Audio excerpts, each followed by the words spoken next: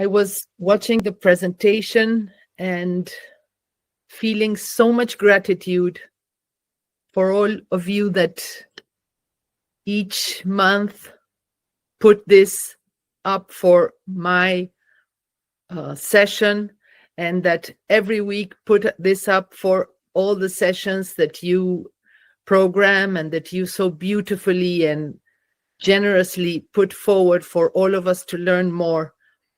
I was very touched, thinking how beautiful to have people the other side of the world doing this for everybody that wants. It's really something beautiful that fills my heart. I'm very, very, very touched this morning, especially. I don't know why, I just accepted. And I'm very thankful. Thank you, Madam Darshani. Thank you, Madam Chandra. Thank you, Madam Sriniti. Thank you, everybody that joins and everybody that is in their homes, in their cities, in their towns, doing something for someone else, for people that we don't even know. Thank you very much. It's an honor and a very beautiful thing to be part of this family. Thank you, thank you, thank you. Thank you so much. Thank you. As I was thinking what topic could be good to share with you, happiness came into my mind because it is very interesting for me. When I realized certain things about happiness, I was very, very surprised, because happiness is something that in theory all of us, every one of us want. Not everyone gets to feel it or have it, and it is really in our fingertips, and they're very near for us to attain and to live in a happy way, in a joyful way. I never normally in my life use the word happiness or think about happiness or want happiness. It's just not part of the menu of my life, because I think it's a cultural thing, but I know there's many different cultures all around the world. You may live in a very different culture than the one I was raised here in Uruguay, South America. Every part of the world is different, but in our own ways, in our own upbringing, there is always a thought or a concept that when we were young, we were brought up with like a something to look up to, something to attain. And I think this has, in different ways for each one of us, but has been a part of our lives. For instance, when I was young, when I was a girl, and when I was a young girl, there was this for girls in my culture. Well, happiness would be when you fall in love, and when you marry, and when you have your children. So this is what we were raised up to think would be our happiness. And so when we are very young, we are like more or less, it's a normal thing. Every time you meet a young man or a man, maybe it's him. Let's see, it's him. No. Oh, this one, this other one. Every man that just crosses your life or comes into your life, you look at it with the eyes of, is this it? Is this him? And this is a source of great unhappiness. So this is what we go through when we are young. Many women here in my generation, absolutely all. And I'm sure today is different, but it's the same. It is still the same, but it is different. Life has changed, and so there are other possibilities and other things, but still it's this thought that you have to find someone to complete you and be happy with that someone. Bring up a family and be happy. The thing is, I find our society, our way of life, or even above that, the minds that are shaping our society, I think they are using our lack of knowledge, because we are young, because we don't know, because we are fragile, because there is something always inside of us that wants. This is a key word. I want, I need, I want. So I think there are powers that be, call it marketing, call it cultural commands, that use this need that our brain, our mind has, this wanting, this longing for, and it uses for their benefit. What do I mean? I mean that while I'm young and I think that I have to find this special person to marry and to raise a family, so I will prepare myself. I will buy nice clothes. I will buy perfumes. I will do my hair in a certain way.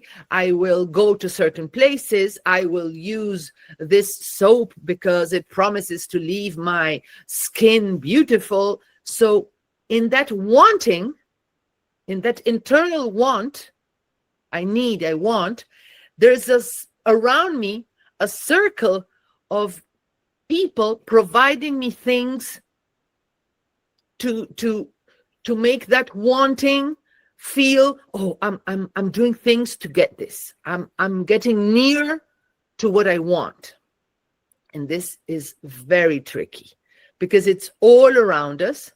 And the only thing and today we see it in the need of many women to keep being young and to look different, as we talked some time ago.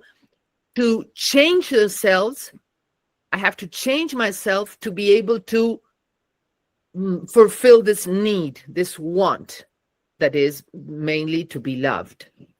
So I think that this need that we are led to think, because this is not something that is born with us. No, this is something that we are learning, that we are receiving, that is coming into us. I need to be loved. I need to be chosen. I need to be special. I need.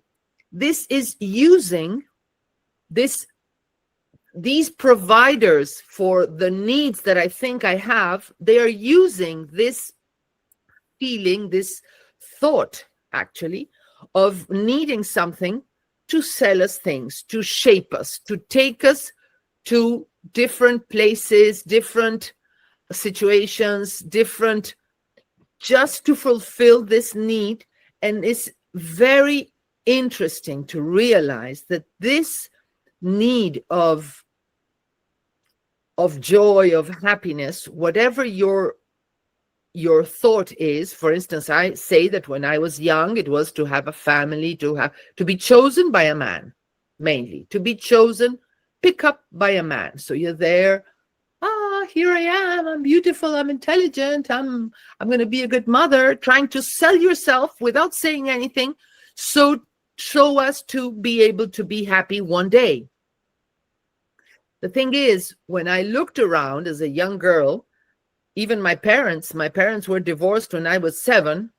I saw marriages and I didn't see happiness. Very seldom I saw happiness. Why? Because happiness is a byproduct. What do I mean by this? Of course, when I see a mother being lovely, being nurturing with a son, with a daughter, I see happiness. Because when you're a mother, giving to your child makes you happy. Of course, sometimes I saw a couple looking very enamored, very in love. Oh, that's love. Well, that's not exactly love. That might be a lot of things. That might be tenderness. That might be lust. That might be convenience. It can be a lot of things, because happiness, joyfulness is not there for us to want. And again, many times when we're talking here, I find myself saying it's a tricky matter. Why? Because it's exactly the opposite. I will never attain happiness or joyfulness if I want it. It's the opposite. I have to give to receive, as PVH tells us, always teaches us that what I am giving, I am receiving. So if I want, I don't get it. But if I give, I get it. I remember being very young, a girl actually, and thinking, something must be wrong with me, because I was thinking to myself, when do I feel the best? When do I feel, I was not thinking in terms of happiness, but when do I feel good? I feel good when I'm giving, when I'm doing something for others. There must be something wrong with me. I remember being very young, a girl, and thinking this, because what I was receiving around me was not that. It was that you have to have things, to do things, to marry, to. So I was thinking something must be wrong with me. And then I forgot about the subject. And when I came to realize as a young person that yes, in fact, I feel better when I am giving, when I am doing something without being in the middle, that I'm not receiving anything. I'm doing something and I have nothing to do. So I said to myself, okay, I remember being very young and thinking, maybe I have to go somewhere in the world that as people are suffering and I can help them. Of course, when I was young, we always thought of Africa. And maybe I have to go to a country in Africa and help people there, or go or be a nun. I even thought of being a nun. Maybe I have to be a nun to be able to help people. All those thoughts went away, but I had them.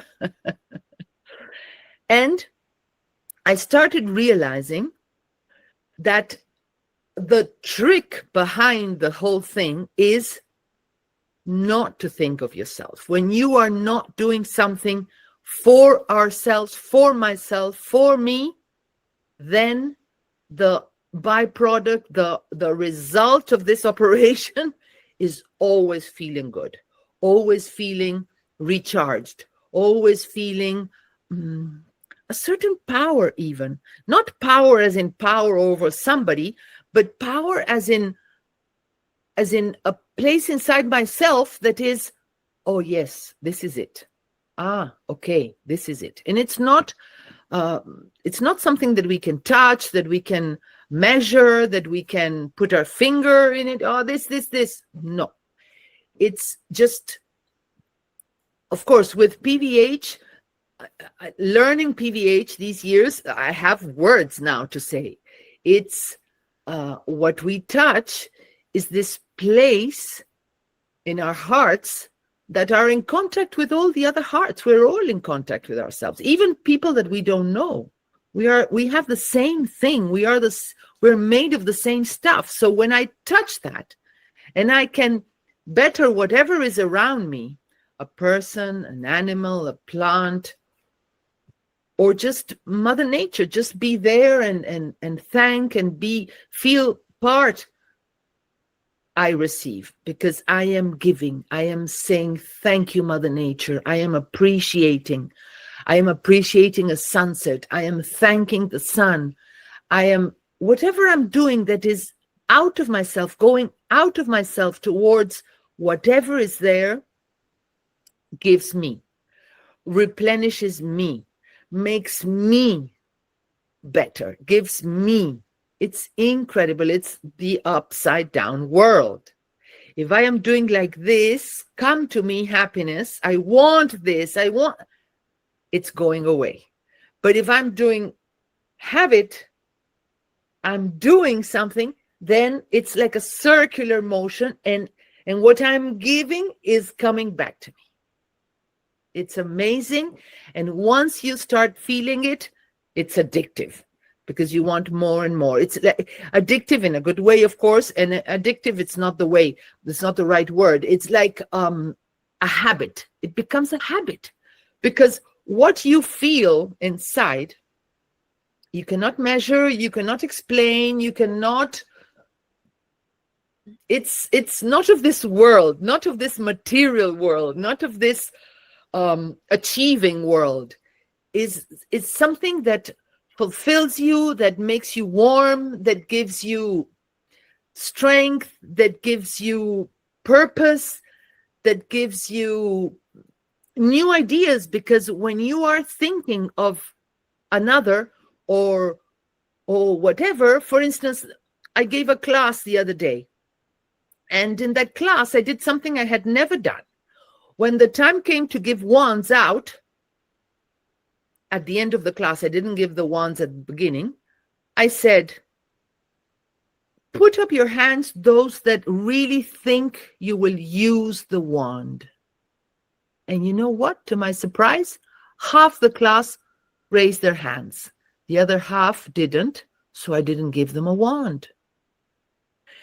And I said, did I do right? And then I said, of course I did right. This is a beautiful idea. It just came into my mind. Because of course PVH wants to give.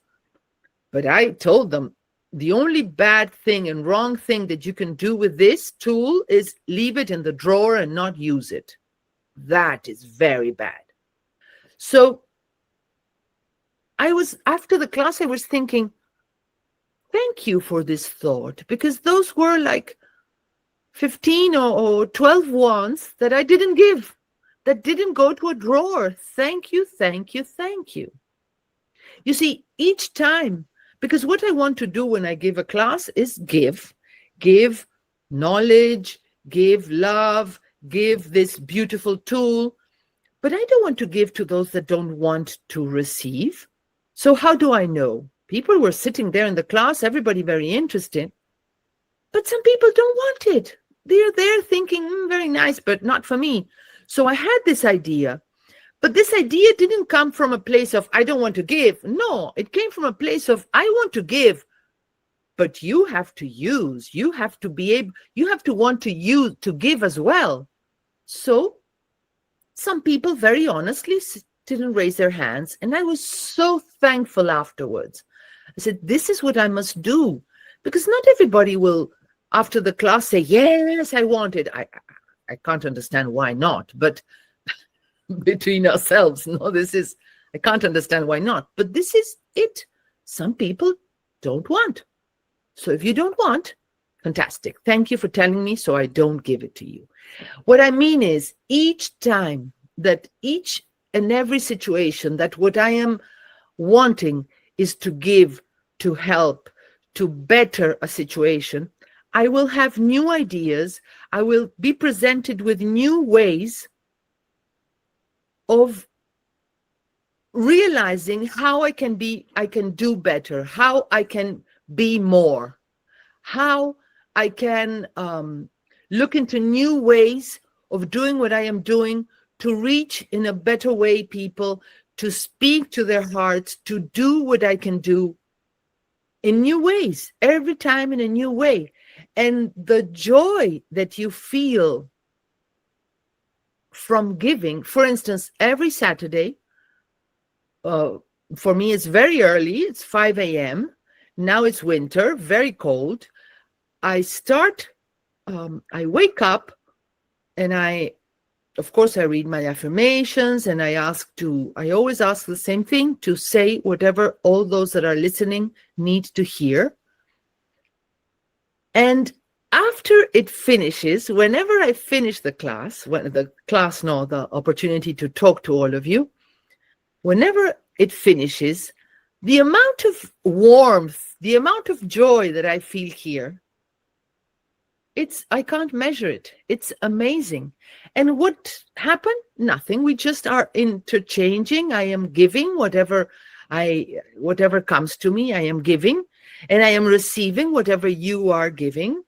So in each little form in each little way or big way, every day, when we use what PVH has taught me, maybe you knew it before, but what PVH has taught me, I want to be an instrument of God, please use me. Whenever I am available for that, for being an instrument of God, what I receive without a doubt is joy, is happiness. Now, this is not in a book, in a syllabus. It's not something that I will be taught in a university, in a school. Maybe some teachers, yes, teach this. There are amazing teachers, but it's not in the syllabus. It's not something that is there to teach to others, because our world is like a puzzle. It works in different ways, and we have to be very open to be able to find the tricky path to really grow and be each day what we are called to be, which is loving beings that leave everything better. This is something that I learned when I was young, when I was being, my upbringing, they told me, every time you step into a place, you have to leave it a bit better. You don't, or at least the same, but never worse than it was. So this is something that I had in mind, but I didn't really know what it meant. And after the teachings of PVH, it's very easy. For us, it's very easy. With PVH in our lives, it's very easy because we have a tool. We can do good to people that we don't know, to plants, to animals, to Mother Nature. Mother Nature needs us in so many ways, and there are so many ways that we can give. So, in fact, our path is very clear. Our path is very clear for every one of us, and in each day is different. Yes, we have to manage different things, different people, different thoughts, different situations. But what we do, what we want to attain, what we are here for is the same: to do good, to better what is in front of me, be it my child, my spouse, my family, my friends, my garden, in the WhatsApp groups, people I don't know, but are there needing something. I am there to do my part, do whatever I can. And of course, there is always going to be, because we live in a dual way, or life, it's not that life is, but we live in this dual understanding, and there are always going to be, when I am doing something good, there are always going to be thoughts that tell me I could have done it better, or I did it wrong, or I missed it, so always the same thing with the thoughts of guilt, of not doing better. Never fall in that trap. There you are, inviting me to suffer because I didn't do it as good as I could, how I in the way that I should have done it. Or I'm sorry, but I'm not buying into this. Next time I'll do whatever I can to do it better, because I am doing what I can. It's my desire, or not my desire, the rule by which I start is I'm doing what I can. In each moment, I'm doing what I can. I can do more, for sure. I always can do more. But this is what I could do now. And I'm thankful for it.